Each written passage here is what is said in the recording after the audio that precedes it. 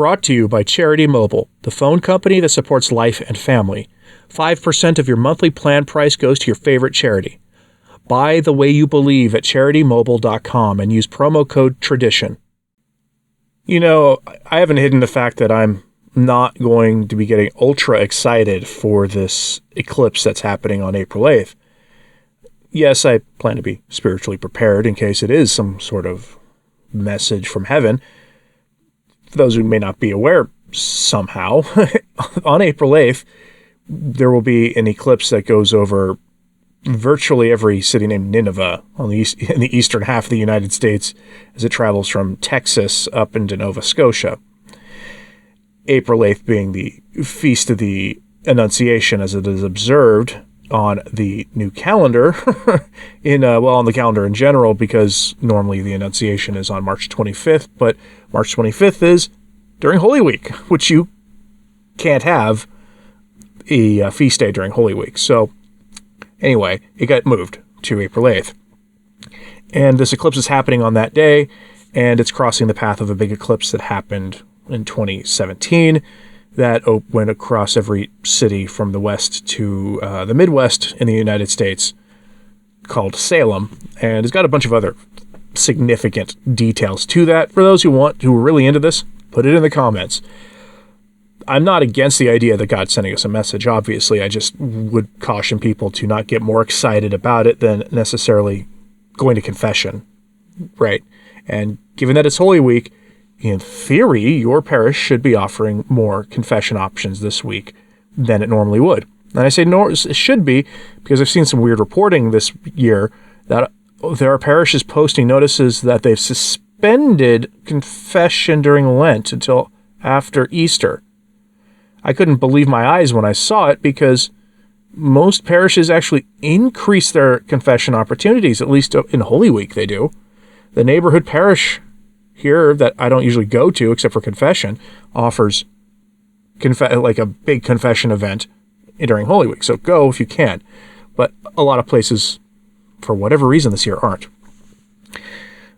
You know, I'm not against the idea that this can be a significant thing. It's just I would caution people from getting too into signs and wonders before, and then it turns into nothing.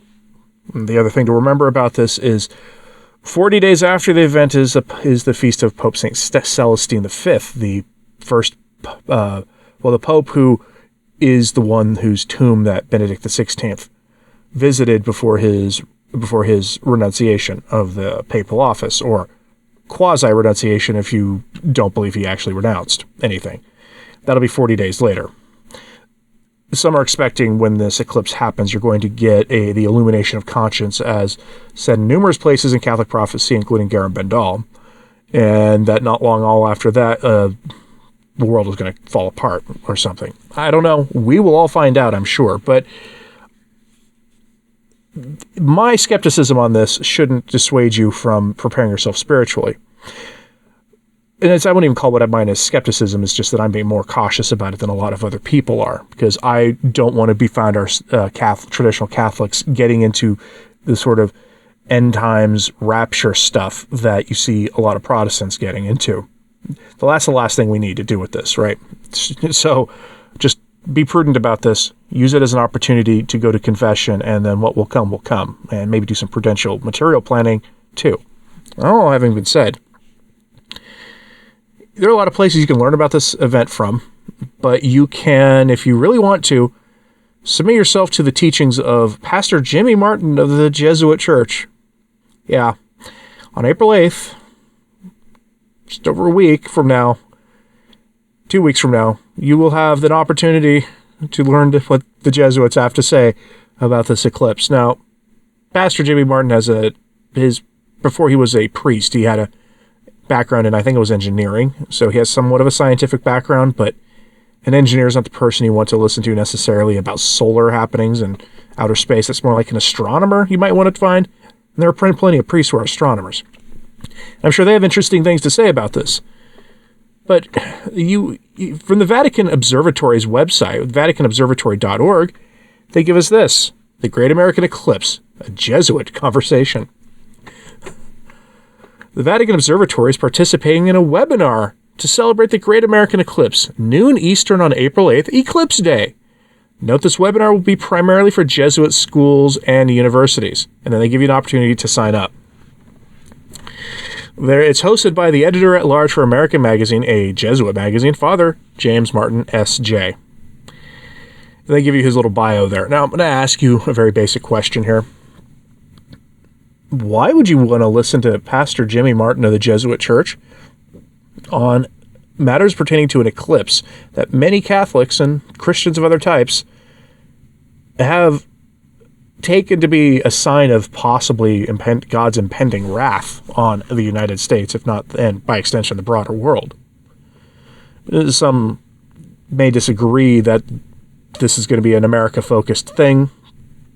I tend to remind people that the role the United States does play in the system right now worldwide is not exactly insignificant, and we are seeing a titanic struggle right now between East and West unfolding before us, and the United States is at the center of that, including much of the corruption in Rome right now and elsewhere. But why would you trust a Jesuit who promotes the sins that the United States exports? You see, I have this hypothesis that the Babylon the Great in Revelation, in the Apocalypse of St. John, might be the United States. If it's happening, all the events of that are happening in our time, it's a great candidate for Babylon the Great, who exports its sin and has subjugated the church into servitude. If you read the Apocalypse, it's pretty clear what it describes there. And if this happens in our time, America is the logical choice for Babylon the Great. As uncomfortable as that makes me and as an American. Because Babylon the Great in the Apocalypse falls. But that also could not mean anything, because we may not have this happening, the events of that book happening in our lifetime either. But why would you have James Martin teaching on this eclipse when he is directly responsible for promoting these sins that cry out to heaven for justice? The same sins that the United States exports to places around the world that don't want them. Where do you think the idea for fiducia supplicans probably came from? It came from Cardinal Walter Casper, obviously. It came from Cardinal Fernandez. But when you go down that rabbit hole of where it came from, you start finding that the United States has been pushing the Vatican to loosen up and to be more acceptable to the emerging way of things in the 1960s and afterwards on the world stage. So where do you think it came from? So why Pastor Jimmy Martin? He is kind of America's priest. If you turn on a television news show and they say they've got a Catholic priest on to describe something happening in the Catholic Church, it's a coin toss in which priest you're going to get if it's a national news show. Most of the time it's Pastor Jimmy Martin of the Jesuit Church. You might get Father Gerald Murray to give the actual Catholic answer to what's going on. There's a couple of others. But most of the time it seems to be Pastor Jimmy Martin of the Jesuit Church. And he has access. There was a story just last week of Francis meeting with James Martin and the president and a few other high-profile Americans, and of course James Martin was among them. He has access. He has influence. So why is he teaching about this eclipse? It's going to be a harmless thing. After all, he's the highest-profile Jesuit in the United States. It's probably what it is. But if you tune into this thing, you're going to get a priest who's an engineer who has a weird interest in a sin that cries out to heaven for justice, teaching you about an event that many Catholics believe to be apocalyptic in nature. It's kind of clown world stuff. I couldn't make this stuff up if I wanted to. If you want a link to this to sign up for his webinar, I'll have it in my show notes today at returntotradition.org. It's Holy Week, folks. I hope you're having a good one. Take advantage of the extra confession times. Make these final days of Lent count. Good Friday is almost upon us. I will have, instead of a news video for you that day, I will have a reflection for you from a couple of great minds on the faith about the meaning of Good Friday, and we'll have a live stream that morning as normal. But make these last days of Lent count, because it might be the last one. Who knows? Every one of us faces our own personal apocalypse at some point anyway, and we will stand before the judgment throne of our Lord to make an account of everything we have said and done in this life. So make this Lent count. You have no idea when that time comes for yourself. On that note, let me know what you thought of this in the comments, please. Would you go to Pastor Jimmy Martin of the Jesuit Church's webinar on the solar conference, on this eclipse that they've just dubbed Eclipse Day, let me know. And hit like and subscribe if you haven't. It does help. So to sharing this on social media, that helps too. And as always, pray for the church. I'm Anthony Stine. Ave Maria.